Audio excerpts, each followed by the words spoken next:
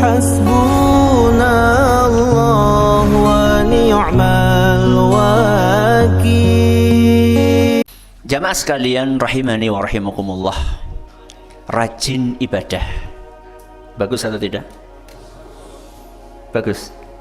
Kenapa Ustadz? Orang yang sudah rajin ibadah itu belum tentu selamat. Karena sampai kapanpun juga setan itu selalu mengintai manusia. Bahkan sampai detik-detik menjelang wafatnya, setan tetap berusaha untuk menyesatkan manusia. Jadi orang yang sudah rajin ibadah itu belum tentu dia sudah terbebas dari perangkap-perangkapnya sinten? Setan. Ada seorang ulama yang bernama Mutarrif Ibnu Abdillah. Beliau pernah mengatakan seperti ini: ketika saya nggak bisa bangun malam sampai pagi, kemudian hati saya menyesal, saya lebih suka seperti itu daripada tadi malam bisa tahajud tapi pagi harinya merasa sombong. Saya nggak bisa bangun malam tapi paginya menyesal, itu lebih baik daripada saya bisa bangun malam tapi pagi harinya takjub dengan sholat tahajudku semalam. Beliau bukan sedang mengajak kita untuk tidak tahajud, bukan. Tapi beliau sedang mewanti-wanti, hati-hati, bahwa setelah orang beribadah itu setan tetap mengintai. Dan salah satu perangkap, salah satu ranjau yang dipersiapkan oleh setan bagi orang-orang yang tekun beribadah adalah munculnya perasaan sombong, walaupun dia tidak menggunakan kata sombong. Contoh, tahajud nggih? Tahajud. Sudah nggak ada yang tahu, semuanya nggak ada yang tahu. Bahkan istrinya pun nggak tahu. Pagi harinya tergoda untuk pasang status. Indahnya tahajud di saat semua orang sedang tidur. Tapi hati-hati. Hati-hati dari perangkap setan pamer. Kita bukan sedang menghukumi orang tersebut pamer, tidak. Karena bisa saja dia memasang status itu untuk memotivasi, kan mungkin omboten? Mungkin. Kita nggak boleh suudzon. Jadi orang-orang yang setelah tekun beribadah, setelah hijrah, meninggalkan hal-hal yang negatif, setelah dia mengubah penampilan dia menjadi lebih mendekati sunnah Nabi SAW, mengubah pakaiannya mendekati sunnah Nabi SAW, berusaha untuk tekun beribadah, sholatnya seperti apa yang diajarkan oleh Rasulullah SAW, berusaha untuk menekuni akidah, meyakini sebuah akidah yang diwariskan oleh Nabi SAW. Seluruh kebaikan-kebaikan ini jangan dirusak dengan kesombongan. Dan biasanya orang-orang yang tekun beribadah lalu pasca beribadah dia sombong, dia nggak ngerti arti ibadah. Apa Ustaz arti ibadah? Kata para ulama kita, di antaranya Imam Az-Zajjaj rahimahullah. Apa kata beliau? Ibadah itu artinya patuh dan merendahkan diri. Maka orang yang paham makna ibadah, setelah ibadah dia sombong atau tawadu? Tawadu. Jadi ibadah itu bukan untuk berbangga-banggaan. Nyong sholat, kok si ora sholat, nyong mesti mlebu surga, kok mesti mlebu neraka. Dari mana? Ada jaminannya seperti itu? Tidak ada. Kalau di dalam kultur Indonesia itu ada pepatah, padi semakin berisi semakin apa? Semakin nunduk. Semakin tekun beribadah, dia akan semakin tawadu. Semakin orang tekun beribadah, seharusnya dia semakin ngerti apa arti ibadah. Apa tidak arti ibadah? Patuh sambil menundukkan diri di hadapan Allah Azza wa Jalla. Ustaz, kalau misalnya itu muncul, Ustaz, perasaan-perasaan muncul, perasaan-perasaan sombong itu muncul, cara ngobatinya gimana, Ustaz? Saya bawakan ada 3 tips untuk mengobati munculnya napa wau kesombongan pasca beribadah. Yang pertama tipsnya, menyadari bahwa kita bisa beribadah semata-mata karena bantuan Allah. Keyakinan ini adalah salah satu prinsip akidah yang harus kita yakin. Kata Imam Abu Bakar Al-Ismaili rahimahullah, salah seorang ulama Ahlus Sunnah yang hidup di abad ke-4 Hijriah, dalam sebuah kitab yang beliau tulis namanya I'tiqadu A'immatil Hadits, apa kata beliau? Ahlus Sunnah itu harus meyakini bahwa dia bisa beramal kebaikan dan bisa melakukan ketaatan itu semata-mata karena karunia sinten? Allah. Harus meyakini itu. Jenengan sampai ke masjid, mau ikut pengajian sampai selesai dan paham itu juga karena Allah. Apalagi Ustaz bantuan dari Allah, jenengan bisa paham setelah ngaji mengamalkan itu adalah bantuan dari Allah. Terus apa yang kita sombongkan? Wong semuanya itu karena Allah. Allah Subhanahu wa taala berfirman di dalam Al-Qur'an surat An-Nur. Surat apa? An-Nur ayat 21. Walaula fadlullahi alaikum wa rahmatuhu, kalau bukan karena karunia Allah dan rahmatnya kepada kalian, ma zaka minkum min ahadin abada, tidak mungkin kalian bisa mensucikan diri kalian, sama sekali tidak mungkin. Dan jenengan bisa meninggal dunia di atas akidah yang benar itu adalah bantuan dari Allah. Keyakinan itulah yang ditumbuhkan oleh Nabi kita Muhammad sallallahu alaihi wasallam kepada para sahabatnya. Kata Al-Bara bin Azib radhiyallahu anhu, beliau bercerita ketika perang Khandaq, mereka membuat strategi bagaimana supaya musyrikin Quraisy nggak bisa masuk ke mana? Madinah. Maka dibikin parit yang kira-kira kuda nggak bisa melompati. Paritnya itu berapa? 7 meter. Kira-kira dalamnya berapa meter supaya kalau kuda jatuh nggak bisa naik lagi? Berapa meter? 3 meter. Keliling Madinah kira-kira 8 kilometer. Bayangkan. Dan Rasulullah SAW, diceritakan oleh Al-Bara, Nabi SAW ikut membawa tanah sampai perut beliau penuh kotor dengan tanah. Rasulullah SAW ketika sedang memindahkan tanah itu, beliau memanfaatkan momen kerja bakti tersebut. Itu kan kerja bakti, nggak? Memanfaatkan momen kerja bakti tersebut untuk menanamkan akidah kepada para sahabatnya. Apa kata Nabi SAW? Beliau angkat suaranya, wallahi laulallahu mahtadaina wala tasaddaqna wala sallaina.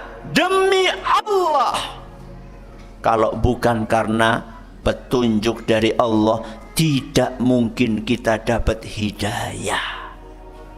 Kalau bukan karena petunjuk dari Allah, tidak mungkin kita tergerak untuk sedekah. Kalau bukan karena petunjuk dari Allah, tidak mungkin kita mau sholat. Dalam hadis yang diriwayatkan oleh Imam Bukhari dan Muslim, Kanjeng Nabi SAW ngendiko seperti itu. Jadi jenengan bisa sholat itu karena Allah Subhanahu wa ta'ala. Terus sombongnya di mana? Apa alasan kita sombong? Yang menggerakkan hati kita mau infak itu siapa? Allah. Yang menggerakkan hati kita mau ngaji siapa? Allah. Semuanya itu karena petunjuk dari Allah. Terus apa alasannya kita sombong? Jadi untuk mengobati penyakit sombong itu apa yang pertama? Menyadari bahwa kita bisa beribadah semata-mata karena apa? Bantuannya Allah. Yang kedua, menyadari bahwa ibadah yang kita kerjakan itu masih banyak kekurangannya. Betul atau tidak? Sholat 60 tahun. Sehari berapa? 5. Setahun? 360. Sudah sholat ribuan kali. Saya tanya, selama sholat ribuan kali itu, pernah nggak jenengan khusyuk dari awal sampai akhir? Mulai dari Allahu Akbar, nganti apa? Salam. Pernah? Satu kali pun. Itu menunjukkan apa? Menunjukkan kualitas ibadah kita seperti apa. Terus kita itu mau sombong apa? Apa yang akan kita sombongkan dari ibadah kita? Jangan tahu. Yang disunahkan sama Rasulullah SAW, setelah kita salam, habis sholat apa? Istighfar. Astaghfirullah, astaghfirullah, astaghfirullah. Namanya istighfar itu kan biasanya habis melakukan perbuatan maksiat. Kok bisa-bisanya habis sholat? Sholat kan ibadah nggih? Kok bisa-bisanya habis sholat istighfar? Kenapa? Karena banyak kekurangannya. Itu yang diajarkan sama Rasul SAW. Ya tapi kan kita harus bersyukur. Iya tapi nanti ketika kita mengucapkan subhanallah berapa kali? 33. Terus alhamdulillah 33. Allahu Akbar 33. Tapi pertama kali habis salam apa? Istighfar. Menyadari bahwa ibadah kita banyak kekurangannya, ini akan membantu kita untuk mengkikis kesombongan. Apa yang akan kita sombongkan? Lawang ibadah kita ini masih banyak kekurangannya. Sedekah kita kadang-kadang masih pamerkan. Terus apa yang akan kita sombongkan? Yang ketiga, untuk mengkikis penyakit sombong adalah menyadari bahwa kita tidak ada jaminan husnul khatimah. Yang ada jaminan husnul khatimah sinten? Nabi Muhammad SAW. Siapa lagi? Abu Bakar As-Siddiq. Siapa lagi? Umar bin Khattab. Siapa lagi? Utsman bin Affan. Siapa lagi? Ali bin Abi Thalib. Dan sahabat-sahabat yang dijamin oleh Nabi SAW masuk surga. Jadi Rasulullah SAW suatu hari beliau pernah bersabda kayak gini, Abu Bakar fil jannah, Umar fil jannah, Utsman fil jannah, Ali fil jannah, Abdurrahman bin Auf fil jannah. Sebutkan fil jannah, fil jannah, fil jannah sampai berapa orang? 10 orang. Di waktu yang sama Nabi nyebutkan 10 nama. Yang meriwayatkan hadis itu namanya Sa'id bin Zaid. Setelah sampai 9 orang disebutkan semua sama Sa'id bin Zaid, kata beliau, ya kalau kamu mau tahu yang ke-10 saya sebutkan, kalau enggak ya enggak apa-apa. Siapa yang ke-10? Beliau sendiri. Itu orang-orang yang ada jaminan husnul khatimah. Kulo kali jenengan jaminannya pundi? Saya dan jenengan itu mana jaminannya? Tidak ada. Terus kenapa kita sombong? Rasulullah SAW dalam hadis riwayat Bukhari, beliau bersabda, innamal a'malu bil khawatim. Amalan itu tergantung akhirnya. Orang itu bukan dinilai sekarang. Mungkin nggak ada orang sekarang rajin sholat, menjelang mati nggak sholat? Mungkin. Mungkin. Apa kata Allah Subhanahu wa ta'ala? Innal ladzina amanu thumma kafaru. Bayangkan. Thumma amanu thumma kafaru. Thumma zdadu kufra. Ada orang beriman, terus kafir. Terus beriman, terus kafir, terus tambah kafir. Itu Allah ceritakan dalam surat An-Nisa ayat 137. Gak ada jaminan. Makanya ketika jenengan hari ini rajin sholat, jangan memandang sebelah mata orang yang sekarang belum sholat. Mana jaminannya? Dari mana kita tahu bakal sholat terus sampai akhir hayat kita? Mana jaminannya? Tidak ada. Maka ini salah satu cara untuk mengkikis penyakit apa? Kesombongan.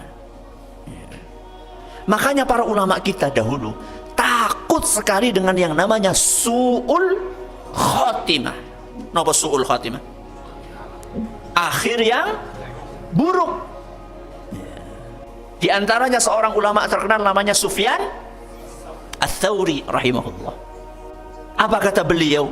Saya takut, saya khawatir sebelum mati imanku dicabut. Di dalam biografi beliau, di kitab-kitab sejarah yang ditulis oleh ulama-ulama setelah beliau, ditulis seperti ini: Al-Imamu, Al-Alamu, Al-Faqihu, Al-Muhaddithu, Al-Wari'u, At-Taqiyu, As-Salihu. Sufyan Ats-Tsauri itu adalah imam, panutan, alam, ulama, faqih, ahli fikih, muhaddits, ahli hadis, wari, orangnya sangat hati-hati, at-taqi, sangat bertakwa, as-salih, sangat soleh. Maka jemaah yang kami hormati, jangan sombong. Betul ada orang kafir masuk Islam, tapi ingat, ada orang Islam murtad. Ada orang yang demen bid'ah, seterus tobat jadi suka sunnah. Tapi ingat, ada orang yang suka sunnah terus keluar jadi demen apa? Bid'ah. Ada orang yang dulunya ahli maksiat, terus kemudian tobat jadi taat banget.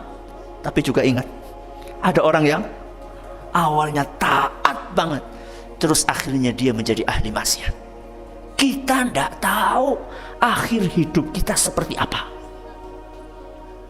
Dan salah satu yang membuat orang bisa su'ul khatimah adalah kesombongan. Yang tahu dia sombong siapa? Allah Azza wa Jalla. Dan dia. Maka jangan kita terpukau dengan amal soleh yang sudah kita kerjakan. Terus beramal, terus beramal, terus beramal. Dan tawadu. Mudah-mudahan dengan seperti itu kita bisa husnul khatimah. Allahumma amin. Ini yang bisa kita pelajari pada kesempatan kali ini. Mudah-mudahan apa yang kita pelajari bermanfaat bagi kita semuanya. Allahumma amin. Terima kasih atas perhatiannya. Mohon maaf atas segala kurangannya. Kata sangat kelentunipun atur. Kula nyuwun gunging pangapunten. Wassallallahu ala nabiyyina Muhammadin wa ala alihi wa sahbihi wa ajma'in. Kita akhiri dengan doa kafaratul majlis. Subhanakallahumma wa bihamdika asyhadu an la ilaha illa anta astaghfiruka wa atubu ilaik. Assalamualaikum warahmatullahi wabarakatuh. حسبنا